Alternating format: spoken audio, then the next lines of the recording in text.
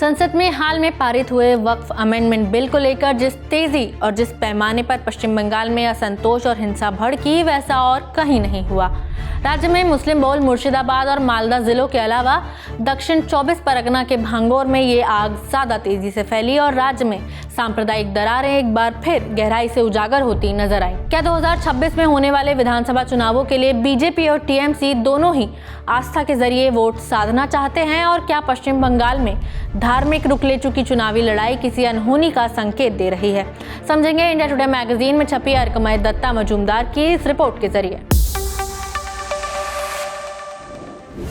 नमस्ते, मेरा नाम खुशबू है और आप देख रहे हैं इंडिया टुडे हिंदी। वक्फ अमेंडमेंट बिल पारित होने के बाद पश्चिम बंगाल में हुई हिंसा में 3 लोगों की मौत हो गई, 200 से ज्यादा को गिरफ्तार किया गया और सामान्य स्थिति बहाल करने के लिए पैरामिलिट्री फोर्सेस को मोर्चा संभालना पड़ा। ये संकट बंगाल के बदलते पॉलिटिकल लैंडस्केप की गंभीरता दर्शाता है, जहां 2 प्रमुख दल टीएमसी और बीजेपी हैं। ये 2026 के विधानसभा चुनाव से पहले हिंदू वोट अपने पक्ष में पोलराइज करने में एक दूसरे से आगे निकलने के लिए हर पैंतरा अपना रहे हैं, और ये सब राज्य की बड़ी मुस्लिम आबादी के बीच असंतोष की एक बड़ी वजह भी बन रहा है। 11 अप्रैल को मुर्शिदाबाद में हिंसा ने भयानक रूप लिया। हैरत की बात यह है कि अगले ही दिन पुलिस ने इलाके में रामनवमी की यात्रा निकलने दी।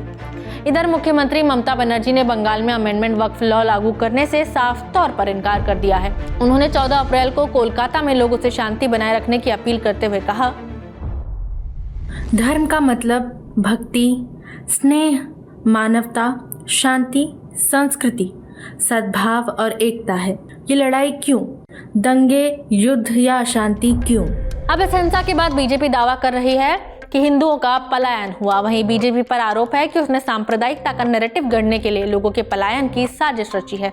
जांचकर्ताओं को अंदेशा है कि अशांति फैलाने में प्रतिबंधित पॉपुलर फ्रंट ऑफ इंडिया की शाखा social democratic party of India यानी एसडीपीआई का हाथ था। मुर्शिदाबाद और दूसरी जगहों पर हुई हिंसा दरअसल कुछ नहीं बल्कि प्रतिस्पर्धी सांप्रदायिकता का खेल है।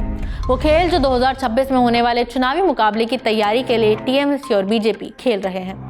बंगाल के पॉलिटिकल सिनेरियो में धार्मिक प्रतीकवाद कभी हाशिए की चीज हुआ करता था, जो अब मंच के बीचों बीच आ गया है। साल 2011 में अपने उभार के वक्त से ही टीएमसी ने मोटे तौर पर लेफ्ट की सेक्युलर विचारधारा का पालन किया। उसे अल्पसंख्यकों का जोरदार समर्थन भी मिला, जो राज्य की आबादी के करीब 27% हैं। मगर 2019 से वो सब बदल गया जब बीजेपी ने 57% हिंदू वोट बटोरकर राज्य की 42 लोकसभा सीटों में से 18 पर कब्जा कर लिया। रुख बदलते हुए टीएमसी ने हिंदुओं तक पहुंचने की कोशिशें बढ़ा दी। ममता खुद अपनी हिंदू ब्राह्मण पहचान को बढ़ चढ़कर जताने लगी और 2012 में इमामों के लिए शुरू की गई मासिक भत्ते की योजना को हिंदू पुरोहितों तक बढ़ा दिया गया। वाराणसी की प्रसिद्ध गंगा आरती की नकल पर हुगली के तटों पर आरती शुरू की गई। पुरी के जगन्नाथ और वैष्णो देवी मंदिर की नकल पर मंदिरों की योजनाओं का ऐलान किया गया। दीघा में 250 करोड़ रुपए से बने जगन्नाथ मंदिर की प्रतिकृति अक्षय तृतीया के दिन 30 अप्रैल को उद्घाटन के लिए तैयार है। बीजेपी भला कैसे पीछे रहती? उसके नेता शुवेंदु अधिकारी ने नंदीग्राम में राम मंदिर बनाने का संकल्प लिया और जिसकी आधारशिला रामनवमी पर रखी गई। रामनवमी को बीजेपी ने दरअसल विश्व हिंदू परिषद और आरएसएस के साथ मिलकर एक बड़ी राज्यव्यापी घटना में बदल दिया। अकेले 2025 में ही करीब 2000 रैलियां आयोजित की गई और 1 लाख से ज्यादा जगहों पर राम महोत्सवों के आयोजन का दावा किया गया। टीएमसी ने भी उसी की भाषा में जवाब दिया, रामनवमी के जुलूसों की अगुवाई अब उसके अपने नेता करते हैं। इस साल की रामनवमी भले ही निर्विघ्न गुजर गई हो, लेकिन पहले के सालों का रिकॉर्ड उथल पुथल से भरा रहा है। 2018 में रानीगंज में, 2019 में आसनसोल में, 2022 और 23 में हावड़ा में और पिछले साल मुर्शिदाबाद में सांप्रदायिक अशांति भड़क उठी थी। पश्चिम बंगाल के मुख्यमंत्री और टीएमसी की मुखिया ममता बनर्जी लंबे समय से एक नाजुक सियासी रस्सी पर चलती नजर आ रही हैं। दुर्गा पूजा और छठ सरी के त्योहार तो वो धूमधाम से मनाती ही हैं, साथ ही मुस्लिमों के लिए कल्याणकारी योजनाओं की हिमायत करती, ईद मिलन समारोह में हिस्सा लेती और यहाँ तक कि हिजाब में भी बराबर दिखाई देती हैं। ये बहुत नाप तौल कर की गई संतुलन की कवायद है, जिसका मकसद अल्पसंख्यकों के बेहद अहम वोट को दूर किए बिना हिंदू हितैषी होने की छवि पेश करना है। मगर मुसलमानों को जहां वो भरोसा दिला रहे हैं कि सब ठीक ठाक है, पार्टी के अपने नेता ही तयशुदा नैरेटिव से छिटक रहे हैं। मार्च में शुवेंदु अधिकारी ने विधानसभा में ऐलानिया कहा कि अगर 2026 में बीजेपी सत्ता में आती है तो वो टीएमसी के अल्पसंख्यक विधायकों को सड़कों पर घसीटेंगे। जवाब में टीएमसी के हुमायूं कबीर ने माफी नहीं मांगने पर अधिकारी के हाथ तोड़ने की धमकी दे डाली। उन्होंने कहा, मेरी पार्टी दूसरे नंबर पर आती है, मेरा समुदाय पहले नंबर पर आता है। यह ऊंचे दांव का सांस्कृतिक युद्ध है। अगर नेता सोच समझकर सावधानी से कदम नहीं उठाते तो खून खराबा बंगाल की आंखों में ताक रहा हो सकता है। मुर्शिदाबाद में भड़की हिंसा से महज एक दिन पहले सांप्रदायिक राजनीति के खतरों के संकेत दिखाई दे दिए थे। 10 अप्रैल को एक वीडियो वायरल हुआ जिसमें कोलकाता की रैली में वक्फ कानून का विरोध कर रहे मुसलमानों को कथित तौर पर एक बस ड्राइवर से भगवा झंडा हटाने के लिए कहते दिखाया गया। तत्काल टीएमसी पर तुष्टीकरण का आरोप लगाते हुए बीजेपी ने हिंदुओं से आग्रह किया कि वो 12 अप्रैल को हनुमान जयंती पर अपने अपने घरों पर भगवा झंडा लगाएं। पहले से ही भड़के हुई इस आग में घी डालने का काम किया है असरदार धार्मिक निकायों ने।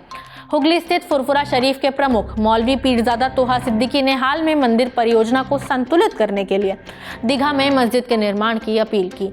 आरएसएस ने भी बंगाल में अपनी जमीनी पहुंच का विस्तार किया है। ये साफ है कि बंगाल में 2021 के विधानसभा चुनाव और 2024 के लोकसभा चुनाव के उलट राज्य इकाई की निहायत कमजोर संगठनात्मक ताकत को आरएसएस का सहारा मिलेगा।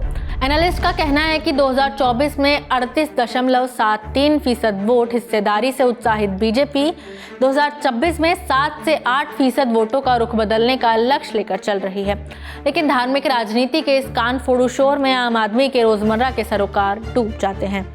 बेरोजगारी या बहुत से कथित घोटालों, भ्रष्टाचार से निपटने का कोई उपाय नहीं है। मंदिर पहचान और काल्पनिक ऐतिहासिक शिकवे शिकायतें राजनीतिक नैरेटिव पर हावी हैं। मुर्शिदाबाद में आग की तीली एक ही दिन नहीं सुलगाई गई थी। बंगाल के सियासी तबके ने इसे सालों साल बहुत एहतियात और लगातार मेहनत से भड़काया था। इस मुद्दे पर आपकी क्या राय है हमें कमेंट बॉक्स में बता सकते हैं। वीडियो में इतना ही, शुक्रिया।